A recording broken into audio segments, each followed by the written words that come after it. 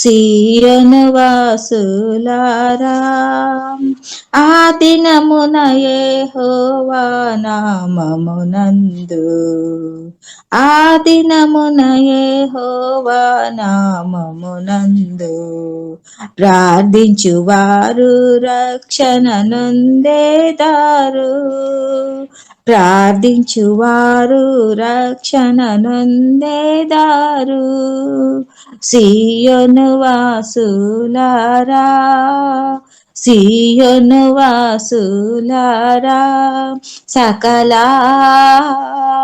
వాగ్దానములు మనవాయను సాగిల్ల పడి యేసుని ఆరాధించెదము సాగిల పడి యేసుని ఆరాధించెదము సీయోను వాసులారా సీయోను వాసులారా ఆమేన్ ఆమేన్. వీళ్ళారా చక్కని పాటలు పాడి జీవంగన్న దేవుడు ఆరాధన చేయడానికి దేవుడు మనకు ఇంకా నూతన రోజు కూడా దినం కూడా దేవుడు అనుగ్రహించిన బట్టి ప్రియులారా మన దేవుని స్తుతిస్తాం, దేవుని ఆరాధిస్తాం. దేవుడు మనకు అనుగ్రహించిన మన బ్రతుకుల్లో చాలా ప్రీషియస్, చాలా విలువ కలిగిన ఆశీర్వాదకరమైన సమయంలో మనం ఇప్పుడు వెళుతున్నాం అనమాట. స్తోత్రం. దేవుడు మనకు అనుగ్రహించిన చాలా శ్రేష్టమైన రోజు ప్రియులారా. ఈ రోజు అయినా కూడా మనం చెప్పవచ్చు దేవునికి స్తోత్రం. ఎందుకంటే దేవుడు ఇచ్చినదంతా కూడా శ్రేష్టమైనది అనమాట. దేవుడు గొప్ప దేవుడు కాబట్టి గొప్ప దేవుడు ఇచ్చిన ఈ సమయం బ్రతుకు గొప్పది, శ్రేష్టమైనది. అలాగే ఈ సమయం చాలా గొప్పది అనమాట. దేవునికి స్తోత్రం. కొన్నిసారి మనం అనుకున్నాము రేపు లేదంటే కొన్ని మనం కోరికలు ఆశలు నెరవేర్చబడినప్పుడు ఆ రోజే చాలా గొప్పదిగా మనం కొన్నిసారి ఫీల్ అవుతాము. కానీ ఈరోజు చాలా శ్రేష్టమైన రోజు అనమాట. చాలా విలువ, చాలా ఆశీర్వాదకరమైన ఆ సమయం మనం ఇప్పుడు దేవుడు ఇచ్చామన్నమాట. ఉండండి, అది ఇప్పుడు మనం దానిలో వెళుతున్నాం అనమాట. దేవునికి స్తోత్రం. కానీ ఇది మనం అర్థం చేసుకోవాలి. కొన్నిసారి మనం అనుకున్నాము మనం పుట్టినరోజు, బర్త్డే కానీ లేదంటే కొన్ని రోజులు వచ్చినప్పుడు ఆ రోజే చాలా శ్రేష్టమైన రోజుగా మనం ఆలోచన చేస్తారేమో. తప్పని కాదు, కానీ దేవుడు ఇచ్చినంత కూడా శ్రేష్టమైనది. కాబట్టి ఈ రోజు ఈ సమయం ఎంతో విలువైనది, ఈ జీవితం ఎంతో విలువైనది. ఎందుకంటే జీవం కన్నా దేవుడు మనకు అనుగ్రహించిన కాబట్టి ఇంకా అర్థం చేసుకోవాలి. మనకు ఇచ్చిన సహోదరులు వారు కూడా ఎంతో విలువైనది. దేవునికి స్తోత్రం. విలువైనది. ఇప్పుడు మనం ప్రార్థనలో పాల్గొంటున్న ప్రతి ఒక్కరు చాలా విలువ కలిగిన వారం అనమాట. స్తోత్రం. వారి యొక్క విలువ లేదంటే మన యొక్క విలువ మనం అర్థం చేసుకోవచ్చు. పరిశుద్ధ గ్రంథం మనం ధ్యానిస్తున్న కొలది, గ్రహిస్తున్న కొలది మనకు అర్థం చేసుకోవచ్చు. యేసుక్రీస్తు ప్రాణానికి, యేసుక్రీస్తు రక్తానికి ఎంత విలువ ఉందో అంత విలువ తండ్రిన దేవుడు లేదంటే జీవంగన్న దేవుడు మనకు చేస్తామన్నమాట. దేవునికి స్తోత్రం. మనమేమో మనకు విలువ లేనట్టు కొందరు మనల్ని గురించి చూసామని బాధపడుతున్నారేమో. లేదంటే మనం కూడా కొన్నిసారి మన విలువ మనకు అర్థం కాలేని పరిస్థితులు మనం బ్రతుకుతున్నారేమో. కొందరేమో ఎదుటి వ్యక్తులు విలువ నాకు ఇవ్వలేని అని బాధతో బ్రతుకుతున్న వారు కొందరు ఉండొచ్చు. కొందరేమో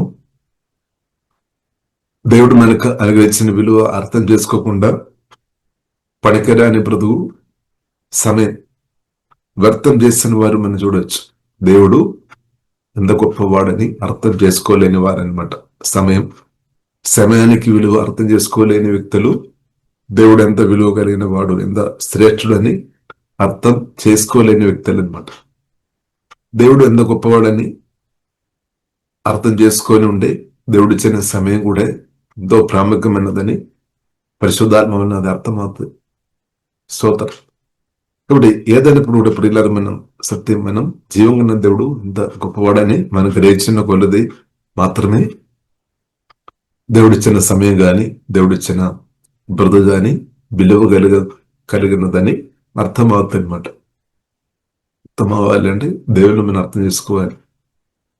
కాబట్టి ఇలా పరిశుద్ధాత్మ దేవుడు మనకు సహాయం దయచేయనక, జీవం కలిగిన దేవుడు ఇంత గొప్పవాడని రేపు మనకు ఇంగిలిస్తా ఉన్నాక, పరిశుద్ధాత్మ సహాయం వల్ల రేపు మనకు ఇంగిలిస్తా ఉన్నాక ఇప్పుడు ఏమవుతుంది, మనకు దేవుడు ఇచ్చినంత కూడా విలువ కలిగినదని మనకు అర్థమవుతుంది అనమాట. ఇప్పుడు కొందరు అది గ్రహించలేని పరిస్థితులు ఉన్నారేమో. వారు చెప్తారు పనికిరాని జీవితమని, లేదంటే వారు సమయాన్ని వ్యర్థంగా చేస్తారనమాట. జీవితం విలువ అర్థం చేసుకోకుండా, దేవుడిచ్చిన జీవితానికి విలువ అర్థం చేసుకోకుండా, అర్థం చేయలేని వారు నిజంగా దేవుని సుధించే విషయంలో ఫెయిల్ అయిపోతుంది. కానీ దేవుడు ఎంత గొప్పవాడని, దేవుడిచ్చిన బ్రతుకు సమయం ఎంత గొప్పదని ఎవరైతే గ్రహిస్తారో వారు తప్పకుండా జీవంగా దేవుని సుధించేవారుగా, ఆరాధించేవారుగా తప్పకుండా మర్చిపడతాయి అనమాట. మర్చిపడతాయి. స్తోత్రం. దేవును వారు ఆరాధిస్తాం, అందే సుధిస్తాం. దేవుడు ఎంత గొప్పవాడని గ్రహించిన వారు, దేవుడిచ్చిన సమయం గొప్పది, దేవుడిచ్చిన జీవితం గొప్పదని వారు అర్థం చేసుకొని కృతజ్ఞత కలిగిన హృదయం కలిగి దేవుని గొప్పగా ఆరాధిస్తామన్నమాట. ఇప్పుడు ప్రియులారా, మనం ప్రార్థనలో పాల్గొంటున్న ప్రతి ఒక్కరు చాలా విలువైన వారు.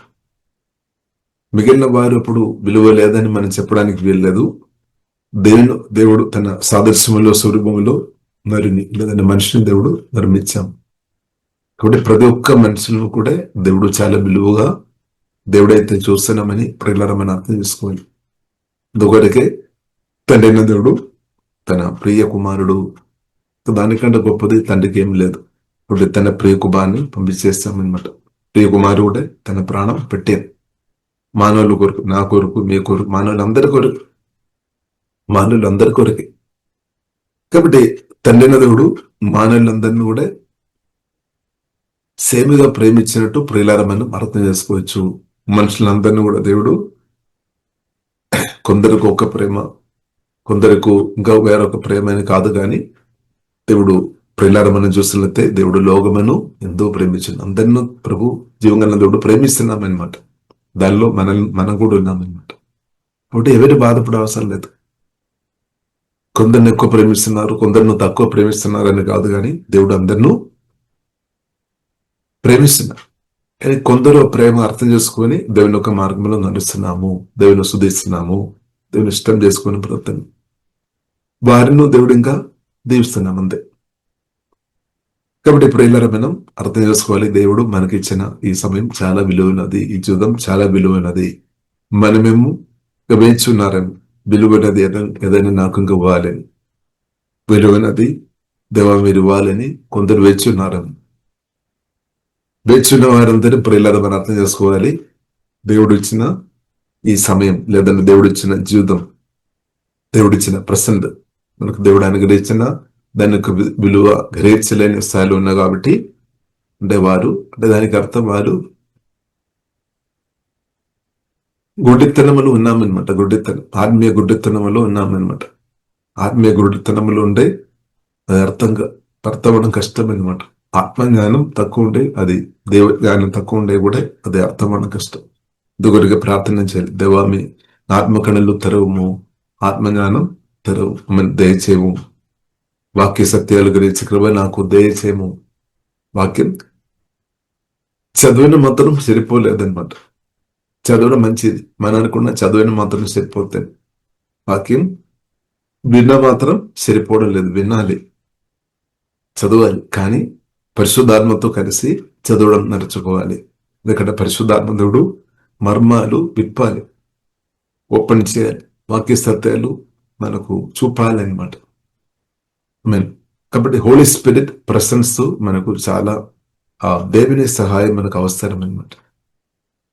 బైబిల్ చదువుతున్నా కానీ, బైబిల్ వింటున్నా కానీ, ప్రార్థన చేస్తున్నా కానీ, ఆరాధన కానీ, శుద్ధి కానీ, తెలు దీవించడం కానీ, అన్నిటిలో ప్రియులారా మనం చూసినట్లయితే పరిశుద్ధాత్మ సహాయం నిరంతరం నాకు మీకు అవసరం అనమాట.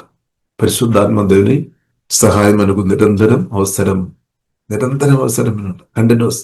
ఎందుకంటే మనం కొత్తగా జన్మించినది కూడా ఈ పరిశుద్ధాత్మ వలన అనమాట.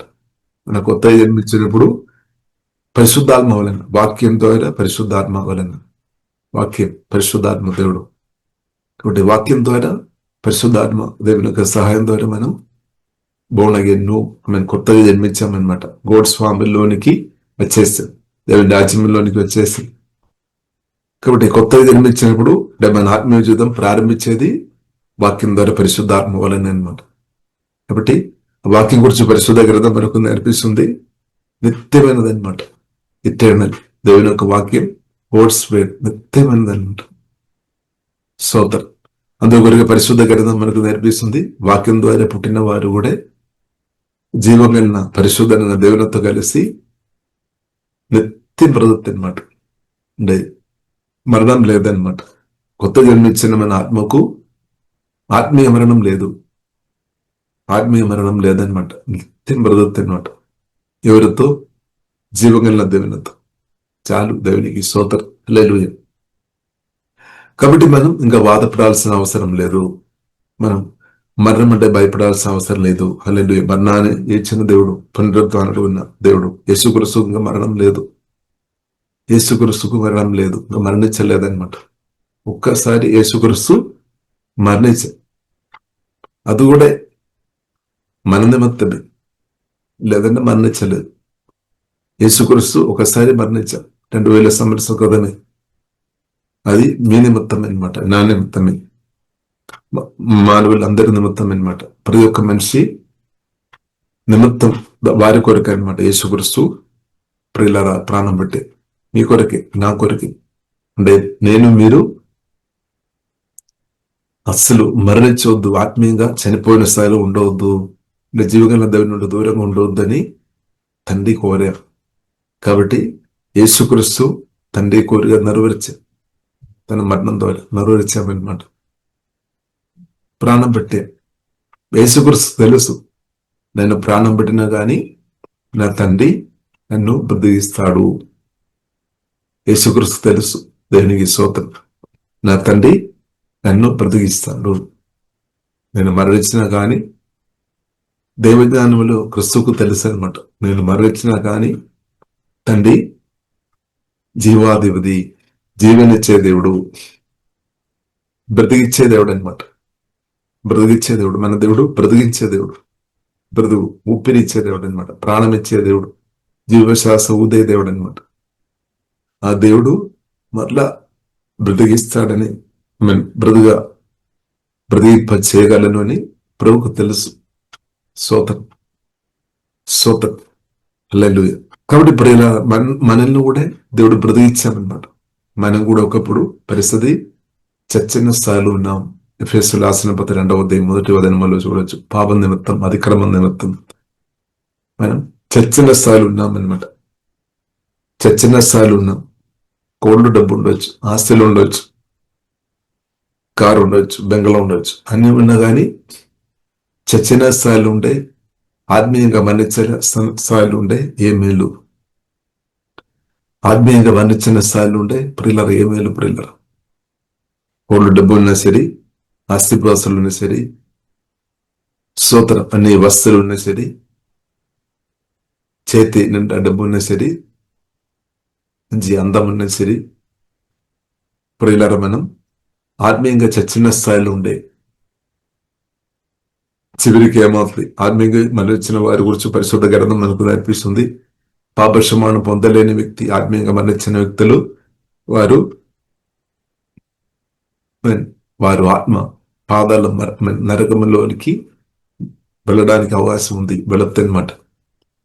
కానీ జీవం గల దేవుడు మనకు మేలు చేయలేదా? మన కొందరు ఎలా చెప్తారు, అందరికీ దేవుడు మేలు ఇస్తున్నారు, నాకు మాత్రం మేలు చేయడం లేదని. నిత్య జీవన్ పొందిన వ్యక్తి, రక్షణ పొందిన వ్యక్తి, పాపక్షమాణం పొందిన వ్యక్తి, ఆమె అలాగే మాట్లాడుతున్న ఎవరైనా ఉన్నారా మన మధ్యలో? తండ్రిని దేవుడు క్రిస్తుని ఇచ్చాం, నిత్య జీవన్ ఇచ్చాం, పాపక్షమణం ఇచ్చాం, రక్షణ ఇచ్చాం, దేవుని కుమారు కుమార్తె మార్చేసాం, దేవుని ఫ్యామిలీలోనికి తీసుకొని వచ్చాం. తండ్రి కుమార పరిశుద్ధాత్మ త్రియేక దేవుడు అండగా తోడుగా నివాసం చేయడానికి వచ్చేసి, కానీ అది గ్రహించకుండా నాకు దేవుడు ఏమి మేలు చేయడం లేదని బహిరంగ చెప్పలేదు కావచ్చు. హృదయంలో సనవుతున్న వారు ఎవరైనా ఉన్నారో సత్యం అర్థం చేసుకోవాలి. సత్యం అర్థం చేసుకోవాలి. సత్యం ఏంటిది? తండ్రి జీవం కలిగిన దేవుడు చేశామన్నమాట. తన కుమారుడు అంటే దేవుడు దేవుని ఇచ్చినట్టు అనమాట. యేసుక్రీస్తు వచ్చామంటే దేవుడు మళ్ళీ ఇచ్చినట్టే. దేవుని కన్నా గొప్పది ఏం మీకు దేవుడు ఇవ్వాలి? దేవుని కన్నా గొప్పది మీరు ఇంకేం కోరుతాను? దేవుని కంటే కొన్ని విషయాలు మనకు ఇంకా గొప్పదిగా వచ్చిందా? అదే బొమ్మను ఆరాధన చేసినట్టు అవుతాయి అనమాట. దేవుని కంటే గొప్పది ఏదైనా, దేవుని కంటే గొప్పది ఇక మనం ఏదైనా ఇంకా మనం మన హృదయంలో ఒకవేళ ఉండే అదే బొమ్మను ఆరాధన చేస్తున్నట్టు. అది ఆస్తివాసులైనా సరే, డబ్బు అయినా సరే, మనుషులైనా సరే, ఏదైనా సరే. స్తోత్రం. కాబట్టి ఇప్పుడు మన దేవుడు దేవుని కంటే ఇంకా ఏమీ ఇవ్వలేదు. స్తోత్రం. కాబట్టి దేవుడు మనకు సరిపోతాయి కదా, దేవుడు మనకు సరిపోతాయి కదా. కొందరు చెప్తారేమో అది నాకు సరిపోవడం లేదని. అలా ఒకవేళ ఎవరైనా చెప్తున్న వారు ఉంటే వారు ఆత్మీయంగా గురుడితనం వాళ్ళు ఉన్నట్టే. అంటే దేవుని యొక్క విలువ ఇంకా అర్థం చేసుకోలేదు, సజీవుడైన క్రిస్తు యొక్క విలువ అర్థం చేసుకోలేదు అనమాట. అంటే వారి గురుడితనంలో ఉన్నారు. ప్రార్థన చేయాలి. లూకాసు వార్త 24వ అధ్యాయంలో రాయబడింది. ప్రభు ప్రార్థన చేస్తే వారి బుద్ధి తెరచినట్టు ప్రార్థన చేస్తే ప్రభు వారితో మాట్లాడుతున్న త్రోవేలో వారితో కలిసి నడిచాం అని యేసుక్రీస్తు అని వారు అర్థం చేసుకోలేకపోయామన్నమాట. కాబట్టి ప్రభు చివరికి ఏం చేశారు? వారి బుద్ధి తెరచామన్నమాట. అంటే దానికి అర్థం ఏంటది? బుద్ధిలో చీకటి శక్తులు ప్రభావం చేసి గుడ్డెత్తనం చేస్తున్న స్థాయిలో ఉన్నాం. వాక్యం సత్యం అర్థం చేసుకోలేని పరిస్థితి. అందుకొరకు మత్తయి సువార్తలో రాయబడింది. మత్తయి సువార్తలో ప్రియులారా రాయబడింది 22 అధ్యాయం కావచ్చు రాయబడింది. దేవుని యొక్క శక్తి దేవజ్ఞానం దేవుని గ్రహించలేని వ్యక్తులు పడిపోతాయి అన్నమాట. దేవుని యొక్క శక్తి మనం అర్థం చేసుకోవాలి, దేవజ్ఞానం మనం పొందుకోవాలి. వారు దేవుని ఎరగలేని వ్యక్తులు, వాక్యం గ్రహించలేని వ్యక్తులు త్రోవ తప్పిపోతాయి అన్నమాట. వాక్యం గడిపలేని వ్యక్తులు, జ్ఞానం దేవుని శక్తి అనుభవించలేని వ్యక్తులు త్రోవ తప్పిపోతేనే పరిశుద్ధ గ్రంథం మనకు నేర్పిస్తుంది. దానికి అర్థమైనది దేవుని శక్తి మనం అనుభవించాలి, దేవుని జ్ఞానం మనం పొందాలి, వాక్య సత్యాలు మనం గ్రహించాలి. వాక్య సత్యాలు గ్రహించిన వారు సాతాను ఒక అబద్ధాల ముందు పడిపోలేదు, మోసపోలేదు అన్నమాట. వాక్య సత్యాలు అర్థం చేసుకోలేని వారు వారే బంధించబడతాయి అన్నమాట.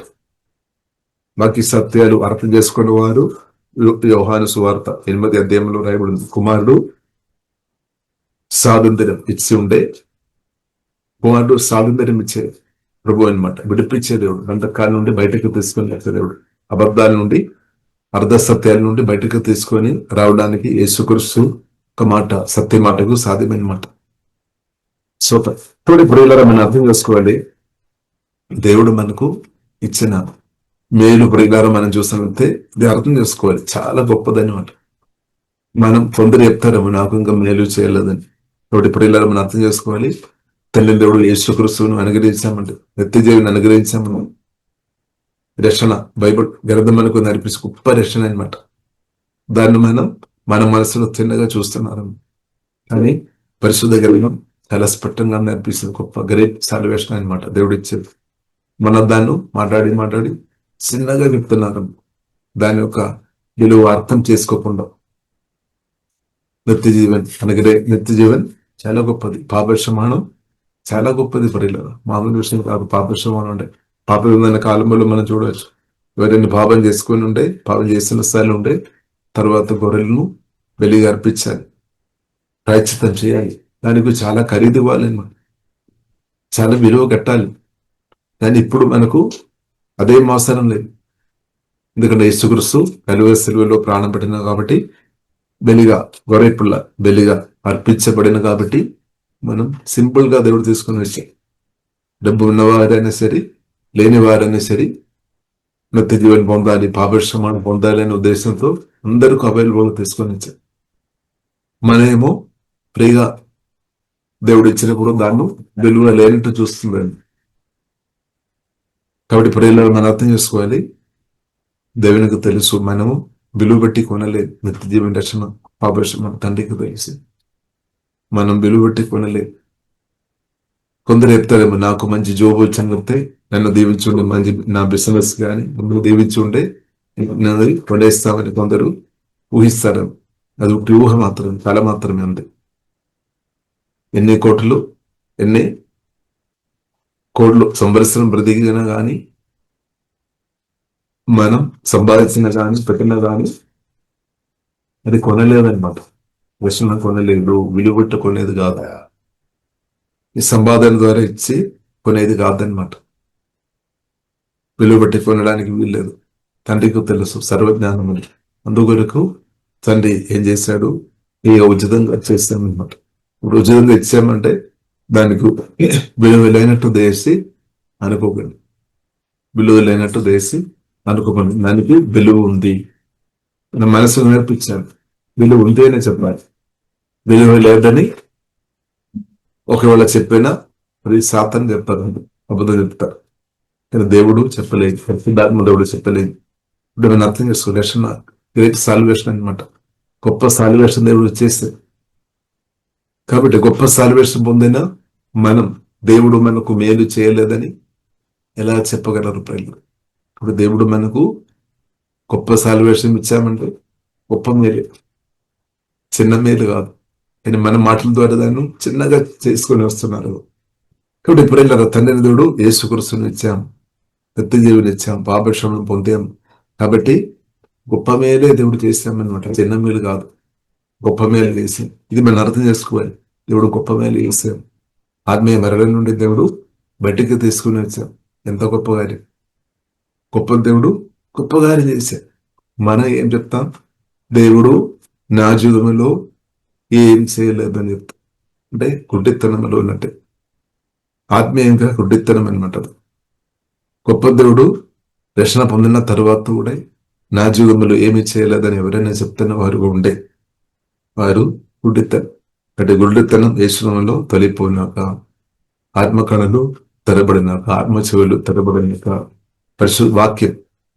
వాక్యం రేపు వచ్చినప్పుడు వాక్యం జీవమాత్మగా మార్చబడాలి. ఇప్పుడు గుడ్డితనం తొలిపోతుంది అన్నమాట. గుడ్డితనంలో మనం ఉండడానికి వీల్లేదు. గుడ్డితనంతో మనం ముందుకు వెళ్ళలేదు. కాబట్టి ప్రభు ఆత్మీయ గుడ్డితనం నుండి విడిపించినాక యేసునామములో స్తోత్రం. కాబట్టి ప్రభు మన ఆత్మకళలు పూర్తిగా తెరచినాక ఇప్పుడు మనకు స్తోత్రం, దేవుడు చేసిన గొప్ప కార్యాలు మనకు అర్థమవుతాయి అన్నమాట. ఇప్పుడు ఏమవుతుంది? ప్రభువును ఆరాధించే వారిగా మార్చబడతాయి, స్తుతించే వారిగా మార్చబడతాం. దేవుడు ఇంత గొప్ప మేలు నా జీవితంలో చేస్తారని కదా, ఆల్రెడీ చేసేసారు చాలా. కాబట్టి దాన్ని గురించి మనం దేవుని ఆరాధించిన కొలది, స్తుతించిన కొలది మిగిలిన ఏదైతే ఆడవుతాయి అనమాట, మిగిలిన ఆడవుతాయి అనమాట. ఈ సత్యం మనం అర్థం చేసుకోవాలి. దేవుడు ఏదైతే మనకు మేలు చేశారో దాన్ని జ్ఞాపకం చేసుకొని ప్రభువును ఆరాధన చిన్న కొలది, స్తుతించిన కొలది ఇంకా దేవుడు తండ్రి ఇంకా అనేక మేళ్ళు చేయడానికి సిద్ధంగా ఉన్నామన్నమాట. దేవుడు సిద్ధంగా ఉన్నాం. కానీ దేవుడు చేస్తున్న మేలు మనం దాని విలువ అర్థం చేసుకోకుండా, దేవుని స్తుతించకుండా, దేవుని మహిపరచకుండా, దేవుడు నాకు ఏమీ చేయలేదు అని చెప్పిన వారిగా దేశీ మనం ఉండవద్దు. నేను చెప్పాలి, ప్రభు నాకు గొప్ప మేలు చేసామని చెప్పాను. ప్రభు నాకు చిన్నది కాదు, గొప్ప మేలు చేసాను. దాన్ని మనం అర్థం చేసుకొని దాన్ని గురించి పాడాలి. ఒకటి, దేవుడు గొప్ప మేలు చేశామని గ్రహించిన వారు పాట ఆపలేదు, సుధలు ఆపలేదు. కానీ దేవుడు చేసిన గొప్ప మేలు అర్థం చేసుకోలేని వ్యక్తులు పాట పాడడం ఆపేస్తాను అనమాట. ఆరాధించి కూడా సూచి కూడా ఆపేస్తుంది. ఎందుకంటే దేవుడు నాకు ఏం చేయలేదు కదా, అందరికీ దేవుడు చేస్తున్నారు, నాకు మాత్రం ఏం చేయడం లేదు అంటే దానికి అర్థం సాతాను అబద్ధాలు విని మోసపోయినట్టే. కాబట్టి సత్యం వినాలి, సత్యం వెళ్ళదు. తండ్రి దేవుడు శ్రేష్టమైన తన ప్రియ కుమారుని లోకమును ఎంతో ప్రేమించాను, దేవుడు తన ప్రియ కుమారుని చేశాడు. కుమారుడు మనకు ఏమిచ్చాను చూడాలి, మనం ధ్యానించాలి. అదే 1 కొరింథీయులు 11వ అధ్యాయంలో రాయబడి ఉంది. ప్రభు బల్ల అంటే యేసుక్రీస్తు తల నుండి అరికాలకే నలుగొట్టబడాం, విరుగొట్టబడాం. ఎవరి కోసం? మీ కొరికే, నా కొరికే. మర్చిపోకండి, ఇది జ్ఞాపకం చేసుకోవాలని రాయబడింది. యేసుక్రీస్తు హల్లెలూయా శిష్యులు ఉన్నప్పుడు శిష్యులతో కలిసి ఒక రొట్టె ఎత్తుకొని ప్రార్థన చేశాం, దురాశ రసం ఎత్తుకొని ప్రార్థన చేశాం. ఇలాగే ప్రియులారా మనం చూస్తున్నట్టే యేసుక్రీస్తు చెప్పాం, పరిశుద్ధాత్మడు స్పష్టంగా చెప్తున్నాడు. అంటే అది యేసుక్రీస్తు ఒక శరీరం నలగొట్టబడాం, విరుగొట్టబడాం. ఎవరు చేస్తుంది? ఇది మేలు కదా, నా కొరికి మీ కొరికి, అది గొప్ప మేలు కదా. మనం చెప్తారేమో మేలు దేవుడు చేయలేదని, తండ్రి దేవుడు ఇచ్చే అదొక గొప్ప మేలుగా యేసుక్రీస్తు మన కొరకు ప్రాణం పెట్టాం. అంటే నేను మీరు మరణించవద్దు, ఎట్టి పరిస్థితుల్లో మనం ఆత్మీయంగా మరణించవద్దు, జీవగల దేవుని సహవాసం నుండి దూరంగా ఉండవద్దు అనే ఉద్దేశంతో యేసుక్రీస్తు ప్రాణమే పెట్టే నీకోసమే, నీకోసమే, మన కోసమే, అందరి కొరకే. దానిలో నువ్వు కూడా ఉన్నామన్నమాట. ఉన్నామా లేదు? సత్యం అర్థం చేసుకోవాలి. మరి నాకు దేవుడు మేలు చేయలేదని ఎలాగే చెప్పగలరు ప్రియులు? చెప్పగలను. కాబట్టి మనం అర్థం చేసుకోవాలి, సత్య సువార్త అర్థం చేసుకోవాలి, గోస్పెల్ మినిమం గోస్పెల్ అని అర్థం చేసుకోవాలి. యేసుక్రీస్తు నా కొరకు ప్రాణం పెట్టాం. హల్లెలూయా. కాబట్టి తల్లి నుండి అరికాలే ఎన్నో గాయాలు పొందాం, ఎన్నో దెబ్బలు పొందాం. ఎవరి కొరకు? అది ఎవరి కొరకు ప్రియుల? మనం చెప్తారేమో వారి కొరకు అని, సోతరం ఫలానా వారి కొరకు అని, సోతరం అలాగే మాట్లాడి ఎన్నో నీవు మర్చిపోవద్దు అనమాట. నీ కొరకు కూడా అనమాట. దేవునికి సోతరం అందరి కొరకి కరెక్ట్. దానిలో మీరు కూడా ఉన్నామన్నమాట, మీరు కూడా ఉన్నామన్నమాట. అంటే మనం మనల్ని మర్చిపోవద్దు. మన కొరకు కూడా, మీ కొరకు కూడా సోతరం. దానికంటే ప్రభు ఏం చేస్తాడు ప్రియులో? ప్రాణమే ఇచ్చాక దానికంటే ఇంకా ఏం చేస్తాడు? సోతరం. కాబట్టి ప్రియులారా, యేసుక్రీస్తు కలువరి సిలువలో ప్రాణం పెట్టాడు. ఇది మనం జ్ఞాపకం చేయాలి. 1 కొరింథీయులు 11వ అధ్యాయము 23, 24, 14, మనం 25 అంతా చూస్తుంటే రాయబడి ఉంది. మనం జ్ఞాపకం చేయాలి, ఎప్పుడు దాకా జ్ఞాపకం చేయాలి అని కూడా రాయబడి ఉంది. ప్రభు వచ్చు వరకు జ్ఞాపకం చేయాలి అంటే మనం ప్రజలంతకాలం జ్ఞాపకం చేయాలన్నమాట. నిత్యం జ్ఞాపకం చేయాలి. హల్లెలూయా. దేవుని బిడ్డలుగా మనం జ్ఞాపకం చేయాలి, ప్రభువుని జ్ఞాపకం చేయాలి. కానీ మనం ఏం ధ్యానిస్తున్నాం, ఏం జ్ఞాపకం చేస్తున్నాం? దేవుడు, నేను ఫలానా విషయం నేను అడిగిన, దేవుడు నాకు ఇంకా ఇవ్వలేదు, అదే మనకు జ్ఞాపకం వస్తుందేమో. నేను అడిగిన ఫలానా ఒక విషయం నేను అడిగిన, అందరూ సీక్రెట్గా అడిగి ఉండొచ్చు, పర్లేదు. కొందరు బహిరంగ అడిగి ఉండొచ్చు, పర్లేదు, అడగవచ్చు. ఇప్పుడు చెప్పాను, నాతో అడగాలి, అడుగుడినా నేను ఇస్తా అని ప్రభు వాగ్దానం చేశాను. కరెక్టే, అడిగాము, కొన్నిటికి జవాబు వచ్చింది, కొన్నిటికి జవాబు రాలేదు. కాబట్టి ప్రియులారా, మనం అడిగినప్పుడు ఇచ్చే దేవుడు కరెక్టే.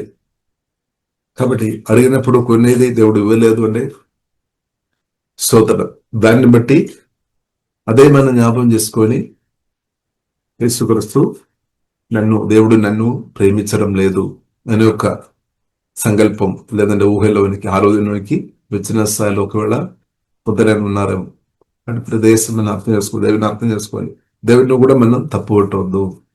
నూతన పరచబడలేని అపవిత్రమైన హృదయంతో జీవగల దేవుని తప్పు పట్టవద్దు అనమాట.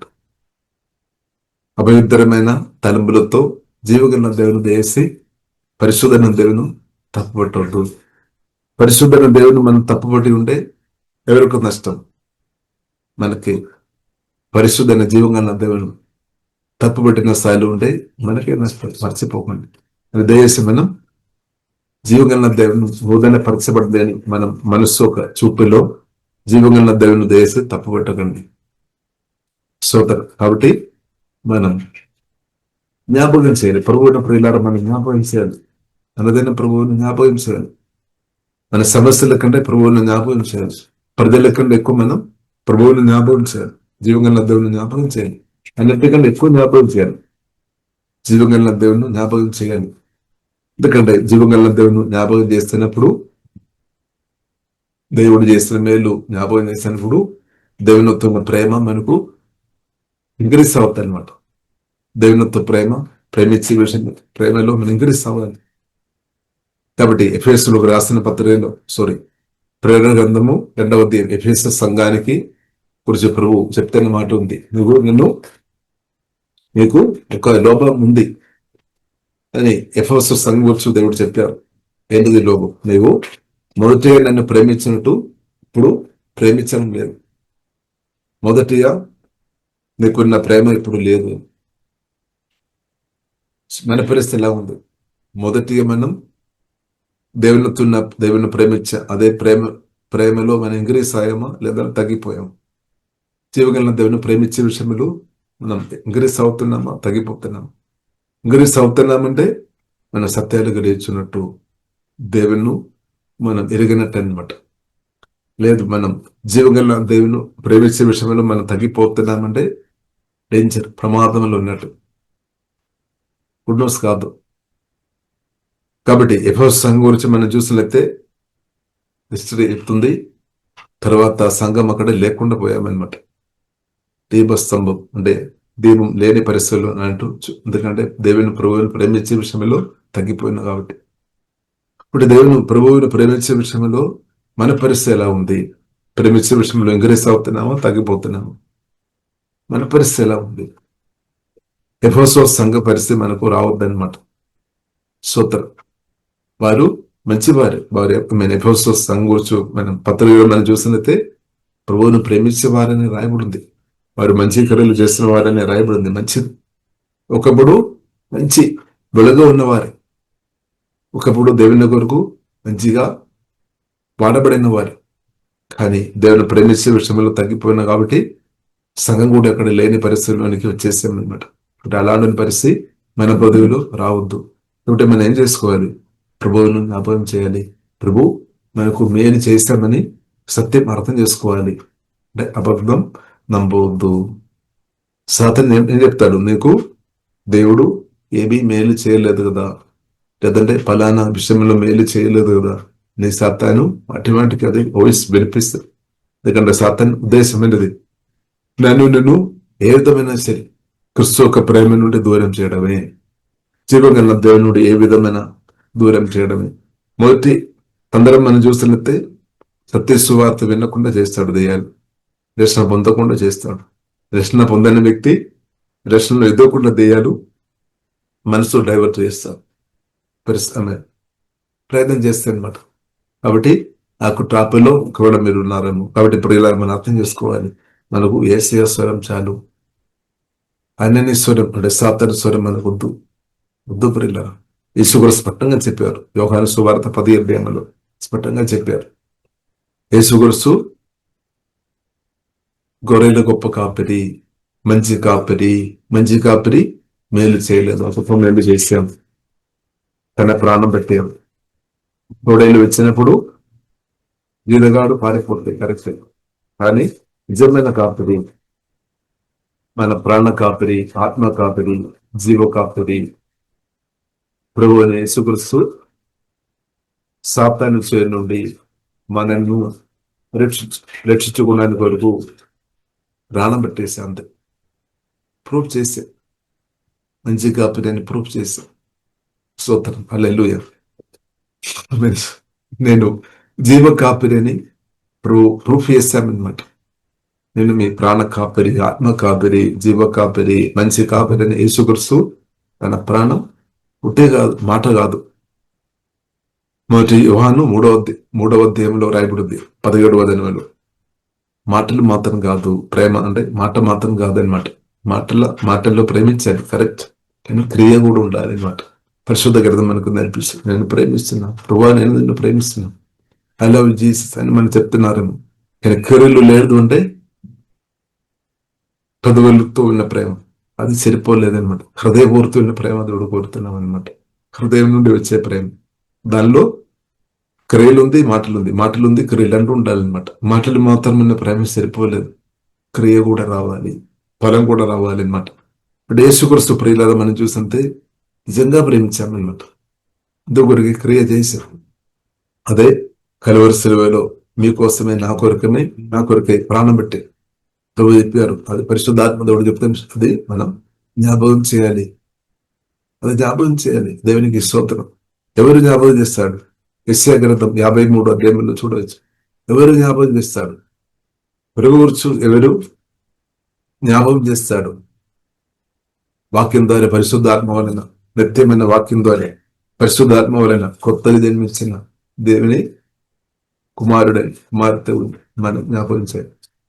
కొందరు జ్ఞాపకం చేయడం లేదా, కొందరు ఉండతనం ఉన్న కాబట్టి జ్ఞాపకం చేయడం లేదు. కానీ వాక్యం ద్వారా, పరిశుద్ధాత్మ వలన కొత్త జన్మించిన ఆత్మకణలు తెరబడిన నీవు, సత్యం గ్రహించి ఆత్మకణలు తెరబడిన నీవు, నేను ఆత్మశివులు తెరబడిన మనం జ్ఞాపకం చేయాలి. స్తోత్రం, హల్లెలూయా. దానికి అర్థం ఇది. కొందరు మర్చిపోయి ఉండవచ్చు, జీవం కలిగిన దేవుని కొందరు మర్చిపోయి ఉండవచ్చు, ప్రభువుని కొందరు మర్చిపోయి ఉండవచ్చు. కానీ మనం కూడా మర్చిపోయిన వారి గుంపులో మనం కూడా ఉన్నామా? లేదంటే స్తోత్రం, మనం చెప్తున్నామా యేసే మీరు నా కోసమే ప్రాణం పెట్టాం, థ్యాంక్ యూ చెప్తున్నాం దేవా, స్తోత్రం ప్రభువా, మీరు నా కొరకు పుట్టాం, 13వ సంవత్సరం నా కొరకు బ్రతికాం, నా కొరకు కలువరి శిలువలో నా కొరకే, నా కోసమే అని పరిశుద్ధాత్మ వలన ఎంతమంది గ్రహించి ప్రభుతో థ్యాంక్స్ చెప్తున్నాం. ప్రభు మీరు నా కొరకు ప్రాణం పెట్టామని ఎవరైతే, క్రీస్తు నా కొరకు ప్రాణం పెట్టామని ఎవరైతే గ్రహించిన వారు ఉన్నారో వారు అర్థమవుతాయన్నమాట. దేవుడు నాకు గొప్ప మేలు, శ్రేష్టమైన మేలు దేవుడు చేశామని వారికి అర్థమైపోతుంది. వారు ఏం చేస్తారు? దానికి తగినట్టు వారు స్తుతిస్తారు, ఆరాధిస్తారు, జీవితం ప్రభు చేతిలో పరిశుద్ధ యాగంగా సమర్పిస్తారు. అంతే. ప్రభు నేను నీకు నిత్యం రుణపడి ఉన్నాం, అంతే. హల్లెలూయా. నువ్వు ఆరాధనకు అర్హుడు, పరిశుద్ధుడు. నన్ను జ్ఞాపకం చేశాం కదా, నన్ను ప్రభు మీరు జ్ఞాపకం చేశాము, నా కొరకు ప్రాణం పెట్టాం. ఇంత గొప్ప ప్రేమ, అదే కలువరి ప్రేమ, యేసయ్య ప్రేమ, నిత్యమైన ప్రేమ, శాశ్వతమైన ప్రేమ. మనం పెదవులతో పాడతారు, హృదయం దూరంగా ఉండు. కొందరు అలా ఉన్నారు. కానీ దేవుడు రెండు కోరుతుంది, హృదయం కోరుతుంది, పెదవులు కావాలి, రెండు కోరుతుంది అనమాట. స్తోత్రం. కాబట్టి ప్రియులారా, మనం దేవుడు చేసిన గొప్ప మేలు మనం మర్చిపోవాలన్నమాట. సాతాను అబద్ధాలు వినొద్దు. కాబట్టి దేవుడు గొప్ప మేలు మనకి చేయలేదని మనం చెప్పడానికి వీల్లేదు. ఇక యేసుక్రీస్తు మనకు చేసిన మేలు నిజంగా మనకు గ్రహించిన వారు ఉంటే మన ఆరాధన సుధులు నిత్యం కొనసాగించబడతాయి అనమాట. యుగాలు అది కొనసాగించబడతాయి అనమాట. దానికి స్తోత్రం. మీకు ఉందని తండ్రి స్తోత్రం. కాబట్టి నిత్యం యుగాలు ఆరాధన సుధులు యేసునామములో కొనసాగించబడినాక అది తండ్రి చిత్తం అనమాట. ఒకటి రెచ్చిన వారు ప్రభు పరిశుద్ధుడు అని నిత్యం సుధిస్తే అంతే. దేవుడు వేసిన మేలు. ఇప్పుడు దేవుడు వేసిన మేలు మనం అది మేలు అని గ్రహించకుండా చేయడం కూడా సాతాను ఒక తంత్రం అనమాట. ఒకటి దేవుడు వేసిన మేలు గొప్పది. అది మాత్రం కాకుండా ప్రియులారా, కలువరి శిలువ మరణంతో మాత్రం కాదు, పరిశుద్ధాత్మ వలన మనలో దేవుడు దిగి వచ్చాం. రక్షణ పొందినప్పటి నుండి దిగి వచ్చి మనకు ప్రాణం పెట్టినప్పుడే గొప్ప మేలు చేశాం. అది కూడా నిత్యమైన మేలు అనమాట. ఆ ప్రభు మనలో వచ్చి నివాసం చేసుకొని ఇప్పుడు ప్రసెంట్ మనం ఊహించలేని మేలు ప్రభు చేస్తున్నాం. మన అనుభవంలో ఉన్నామన్నమాట. ఊహించలేని మేలు చేస్తున్నాం, నిరంతరం చేస్తున్నాం అనమాట. కొన్ని మనం గ్రహిస్తుందేమో, కొన్ని మనకు అర్థం అవడం లేదేమో. కానీ ఇప్పుడు ఇలా మనం అర్థం చేసుకోవాలి, మేలు చేసే దేవుడు ప్రాణం పెట్టి మేలేసే దేవుడు తెరలేచి తండ్రితో అడిగామన్నమాట. యేసుక్రీస్తు తెరలేచి పనులు ద్వారా యేసుక్రీస్తు తండ్రితో అడిగా, పరిశుద్ధాత్మను తండ్రి పంపమని, పరిశుద్ధాత్మను పంపమని. పరిశుద్ధాత్మను తండ్రి యేసుక్రీస్తు అడిగిన ఆ క్షణములోనే తండ్రి పంపించేశారు. అదే పెంతెకోస్తు పండుగ రోజు మనం చూడవచ్చు. 120 మంది శిష్యులు ప్రార్థన చేసుకొని మేడగది అనుభవం ప్రార్థన చేసుకున్నప్పుడు అందరి మీదే పరిశుద్ధాత్మ దేవుడు దిగి వచ్చాను. పరిశుద్ధాత్మ దేవుడు దిగి వచ్చినప్పుడు పునరుద్ధరణ క్రీస్తు పరిశుద్ధాత్మ వలన 120 శిష్యులు ఆత్మలోనికి వారి మీదకు పరిశుద్ధాత్మ వలన దిగి వచ్చి వారు ఆత్మ ప్రాణ శరీరం పట్టేస్తామన్నమాట. స్తోత్రం. అదే యేసు కూడా చెప్పారు, నేను యోహాను సువార్త 16వ అధ్యాయంలో నేను తండ్రి దగ్గర వెళుతున్నాను అని ఒక మాట యేసు కూడా చెప్పినప్పుడే శిష్యులు చాలా మంది దుఃఖంతో బాధతో, కానీ యేసు కూడా స్పష్టంగా క్లియర్గా చెప్పారు, మీరెవరు బాధపడే అవసరం లేదు, దుఃఖంతో ఉండాల్సిన సమయం కాదు, నేను తండ్రి దగ్గర వెళ్ళడం వలన మీకు నష్టం కాదు, అది నిత్యమైన మేలే. హల్లెలూయా. ఇప్పుడు శిష్యులు కొంత మట్టుకు వారు బాధపడే, ఎందుకంటే క్రీస్తు వెళ్ళినప్పుడు నష్టమని ఒక విధంగా నష్టం, కానీ మనం తప్పు పెట్టవద్దనమాట. శిష్యులు తప్పు పెట్టే ఒక పరిస్థితులు ఉన్నామన్నమాట, కానీ వారు తప్పు పెట్టకుండా ప్రభు చెప్పేమన్నమాట, నేను కీడు కాదు చేసేది, అర్థం చేసుకో, మేరే చేస్తున్నామన్నమాట, నేను వెళుతున్నా కరెక్టే, తండ్రి దగ్గరికి వెళ్ళాల్సిన సమయం వచ్చింది, నేను వెళ్ళాలి. అది ఒకవేళ మనమైతే మనం తప్పు పెడతారు. ఎన్నాళ్ళు నాకు భోజనం పెట్టాము, స్వస్థపరిచాము, దెయ్యాలను వెళ్ళగొట్టాము, మాకు ఏం కొదవ లేకుండా మంచి చూశారు, ఆగడి సమయంలో వచ్చినప్పుడు మమ్మల్ని విడిచిపెట్టి వెళుతున్నారా, మర్చిపోతున్నారా, దీని కొరకు మేము మిమ్మల్ని వెంబడించేది మనం అయితే కొన్ని ప్రశ్న అడుగుతారు. కానీ శిష్యులతో ప్రభు చెప్పి, మీరు నన్ను తప్పు పెట్టకండి, నేను వెళ్ళిపోయేది, నేను ఏదైనా మాట్లాడుతున్నామంటే, ఏదైనా చేస్తున్నామంటే నీ మేలు కొరకే, ఇది కొరకే, అది మనం అర్థం చేసుకోవాలి. కొన్నిసారి ఇది అర్థం చేసుకోలేదు. సో ఇప్పుడు నేను ఏదైనా చేస్తున్నామంటే ఇది మీ మేలు కొరకే, కీడు కొరకు ప్రభు చేయలేదు, ఈ సత్యం మనం అర్థం చేసుకోవాలి. లేదు, ప్రభు కీడు మాత్రం చేయలేదు, మేలే చేస్తారు. ఇటీవల కొన్ని విషయంలో సమయం ఆగుతున్నామంటే మేలే, కీడు కాదు. మనం ఇంకా మెచ్యూరిటీ రావాలన్నమాట, ఇంకా మన భయ ఆందోళన నుండి బయటపడాలేం, అభ్యర్థుల నుండి బయటపడాలేం. సోదరు కాబట్టి ఇప్పుడు మనం మేలు కొరకు ఇప్పుడు ఏదైనా ఒకవేళ ఆలస్యంగా అవుతున్నామంటే అది కూడా మన మేలు కొరకైనా తెలుసుకోవాలి. మనం వేస్తూ తప్పు పట్టవద్దు అనమాట. మన మనసేమో తప్పు పట్టడానికి నంబర్ 1 స్థాయిలో ఉన్నామేమో కొందరు. కాబట్టి ఇప్పుడు ఇలా వేసి మనం తప్పు పట్టవద్దు. కాబట్టి యేసు మీరు వేచి ఉండాలి, నేను వెళుతున్న వాళ్ళని మీకు మేలే, ప్రియులను మన అర్థం వస్తుంది, ప్రభు మేలు చేసే దేవుడు. కాబట్టి పెంతెకోస్తు పండుగ రోజు అది ఇంకా పూర్తిగా శిష్యులకు అర్థమైంది అనమాట. యేసు కోసం ముందే చెప్పారు, మీరు తొందరపడి వెళ్ళొద్దు. కొందరున్నారు తొందరపడి పనులు వేసేవాడు, పేతురులాగే తొందర పడే వ్యక్తులు ఉన్నారు. ప్రభువుకు తెలుసు. ప్రభు చెప్పారు, నువ్వు తొందరపడవద్దు. కొందరున్నారు తొందరపడి తప్పుడు నిర్ణయం చేసేవారు, పేతురు చేశారు. యోహాను సువార్త 21వ అధ్యాయంలో మనం చూడొచ్చు. పేతురు ప్రియులారా మనం చూస్తున్నట్లయితే వల వేసుకొని వెళ్ళామన్నమాట. గురువు లేదు కదా, కాబట్టి బ్రతకాలి కదా, బ్రతకాలి. కాబట్టి దేవుడు చెప్పిన మాటలు పక్కపెట్టి వల వేసుకొని వెళ్ళాము. ఇంకా 7 టోటల్ 7 మంది వెళ్ళారు. కానీ ప్రభు వారిని కూడా మర్చిపోలేదన్నమాట. వారిని కూడా ప్రభు చూశారు. వారిని కూడా ప్రభు పునరుద్ధరణ ప్రభు వారి దగ్గరికి వచ్చి మాట్లాడి వారికి ప్రదర్శమయ్యామన్నమాట. వారు కొందమట్టుకు త్రోవ తప్పిపోయాం, కరెక్టే. కానీ ప్రభు దిగు వచ్చి వారితో సూటిగా మాట్లాడి యోనా, సిమోను, నీవు నన్ను వీటికన్నా ఎక్కువ ప్రేమిస్తున్నావా? 3సారి ప్రశ్న అడిగి ఒప్పింపజేసి తిరిగి ఆది ప్రేమలోనికి తిరిగి దేవుడు తీసుకొని వచ్చిన సజీవుడైన దేవుడు మన దేవుడు స్తోత్రం. కాబట్టి ఎవరైనా ఆది ప్రేమ నుండి కోల్పోయిన స్థాయిలు ఉండే అలాంటి వ్యక్తులను దేవుడు మర్చిపోలేదు. దేవుడు ప్రదేశం మారుతుంది, ప్రభు మాట్లాడతారు. స్తోత్రం. కొన్నిసారి తోమా లాంటి వ్యక్తులు ఉన్నారేమో, కొందరేమో అద్భుతాలు మెరకలు చూసిన తర్వాత మాత్రమే నమ్ముతారు.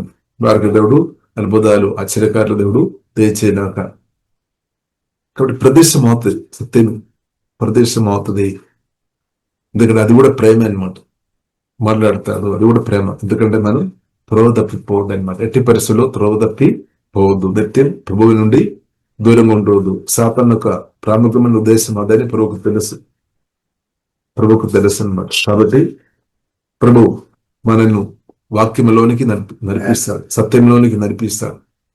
లేదు ఇప్పుడు త్రోవ తప్పిన స్థాయిలో ఎవరైనా ఉంటే దేవుడు సత్యంలోనికి నడిపించినాక, జీవవాక్యం దగ్గరకు నడిపించినాక, క్రిస్తు దగ్గరకు దేవుడు క్రిస్తు అదే ప్రేమలోనికి జీవం కలిగిన దేవుడు నడిపించినాక దేవునికి స్తోత్రం. కాబట్టి ప్రియులారా, ప్రభు తండ్రి దగ్గర వెళ్ళేది మేలైంది అనమాట. పరిశుద్ధాత్మని అడిగే పరిశుద్ధాత్మని పంపించారు. బట్టి దానిలో వారు పరిశుద్ధాత్మ ముడబడిన తర్వాత ఒకటి ఆది సంఘం. దేవుడి సంఘం అంటే వాక్యం ద్వారా పరిశుద్ధాత్మ కొత్తగా నిర్మించిన వాడడం. దేవుని సంఘం అంటే పరిశుద్ధాత్మతో నింపబడిన వ్యక్తులు అనమాట, బిల్డింగ్ కాదనమాట. ఇప్పుడు కూడా మనం మనసులో ఒక పిక్చర్ కొందరు తీసుకొని వస్తున్నారు. సంఘం అంటే పెద్ద మనిషి నిర్మించిన కోడ్లు, బిలియన్స్ ట్రిలియన్ డబ్బుతో కట్టిన అందమైన పెద్ద బిల్డింగ్స్, జీవంగల దేవుని ఒక మందిరమని కొందరు చెప్తున్నారు. అది సత్యం కాదనమాట. సత్యం మన అర్థం చేసుకోవాలి. సత్యం పరిలారు మన అర్థం చేసుకోవాలి. సత్యం 1 కొరింథీయులు 6వ అధ్యాయం 18, 20, 14 మనం చదివినప్పుడు, ఏదైనా 1 కొరింథీయులు 3వ అధ్యాయం 16వ అధ్యాయంలో చూడవచ్చు. వాక్యం ద్వారా పరిశుద్ధాత్మ వలన నాకు కొత్త జన్మించింది. నువ్వు నేను దేవుని యొక్క మందిరం అనమాట. జీవగల దేవుని యొక్క మందిరం అనమాట. ఈ మందిరం మాత్రం, ఈ సంఘం మాత్రం యేసుక్రీస్తు 2వ రాకడలో ఎత్తపడుతుంది. ఈ బిల్డింగ్ కూడా యేసుక్రీస్తు 2వ రాకడలో ఎత్తపడలేదు.